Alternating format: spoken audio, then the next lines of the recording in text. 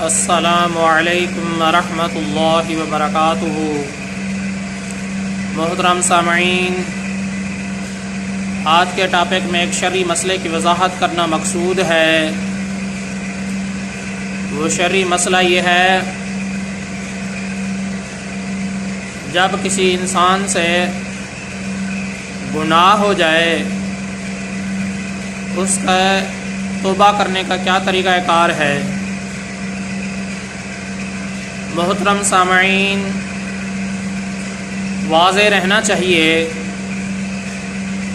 حدیث سے اس بات کا ثبوت ہوتا ہے کہ جب بھی کسی انسان سے کوئی گناہ ہو جائے تو اس کے بعد وہ صلاۃ التوبہ پڑھ لے تو گناہ کے بعد توبہ کی نیت سے صلاۃ التوبہ پڑھنا ایک مستحب عمل ہے۔ واضح رہنا چاہیے، صلاۃ التوبہ پڑھنے کا کوئی انوکھا طریقہ نہیں ہے۔ جس طریقے سے ہم عام 2 نفل پڑھتے ہیں اسی طریقے سے یہ نوافل بھی پڑھنے چاہیے۔ لہذا جب کوئی انسان اس ارادے سے کہ میں اپنے گناہوں سے توبہ کرتا ہوں 2 رکعت نماز صلاۃ توبہ پڑھے تو اس کے پڑھنے کا طریقہ یہی ہے جس طریقے سے 2 عام نفل پڑھے جاتے ہیں، بشرطے کہ مکروہ ٹائم نہ ہو۔ جب مکروہ ٹائم نہ ہو تو انسان کو عام نفل کی طرح 2 نفل توبہ کے ارادے سے، توبہ کی نیت سے انسان کو پڑھنا چاہیے۔ احادیث سے اس کا ثبوت ہے اور یہ مستحب عمل ہے۔ جب آپ نوافل پڑھ لیں صلاۃ التوبہ کے تو اس کے بعد آپ اللہ تبارک و تعالی سے اپنے گناہوں کی معافی مانگیں، توبہ کا اقرار نامہ کریں۔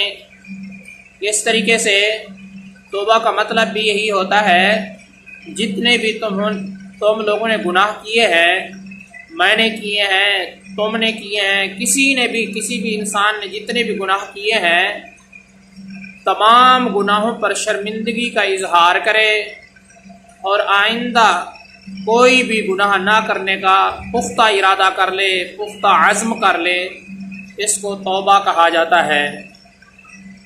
ہماری اس سے بہت زیادہ غفلت ہے، جبکہ سارا دن ہم سے شیطان ہر قسم کے گناہ کرواتا ہے۔ جب انسان توبہ اللہ تبارک و تعالیٰ کے حضور توبہ کرتا ہے تو شیطان کی کمر ٹوٹ جاتی ہے۔ اس لیے انسان کو غفلت سے کام نہیں لینا چاہیے۔ 2 رکعت توبہ کی نیت سے جب مکروہ وقت نہ ہو تو اس وقت انسان کو 2 رکعت توبہ کی نیت سے پڑھنے چاہیے۔ تو احادیث سے اس کا ثبوت ہے اور یہ مستحب عمل ہے۔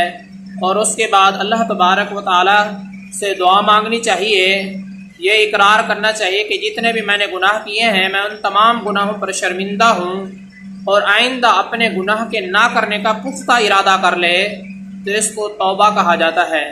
جب آپ اس طریقے سے کریں گے تو شیطان کی کمر ٹوٹ جائے گی۔ محترم سامعین، مسئلے کا خلاصہ یہی ہے، جب مکروہ وقت نہ ہو، انسان سے کوئی گناہ ہو جائے تو اس وقت توبہ کی نیت سے 2 رکعت عام نفل کی طرح انسان کو پڑھنا چاہیے۔ اس کے بعد اللہ تبارک و تعالیٰ سے اس بات کا اقرار کرنا چاہیے کہ میں نے جتنے بھی گناہ کیے ہیں میں ان تمام گناہوں پر شرمندہ ہوں، اپنے سارے گناہوں پر شرمندگی کا اظہار کرے اور اسی طریقے سے آئندہ کوئی بھی گناہ نہ کرنے کا پکا ارادہ کر لے، پختہ ارادہ کر لے۔ اس کو توبہ کہا جاتا ہے۔ جب آپ توبہ کریں گے تو شیطان کی کمر ٹوٹ جائے گی، آپ کے گناہ معاف ہو جائیں گے۔ تو مرنے سے پہلے اللہ تبارک و تعالیٰ نے مجھے بھی اور تم سب کو مہلت دی ہے محترم سامعین اس بات کی کہ ہم نے جتنے بھی گناہ کیے ہیں ان سب گناہوں سے آج اب وقت ہے ہم توبہ کر سکتے ہیں۔ اللہ تبارک و تعالیٰ کے بڑے بڑے عذابوں سے ہم بچ سکتے ہیں توبہ کے ذریعے سے۔ اللہ تعالیٰ مجھے بھی توفیق نصیب فرمائے، تمام مسلمانوں کو اس بات کی توفیق نصیب فرمائے، اور کافروں کو بھی اپنے کفر سے توبہ کی توفیق نصیب فرمائے۔ میں آپ سب کی دعاؤں کا طلبگار ہوں۔ محمد ثناء اللہ فاروق۔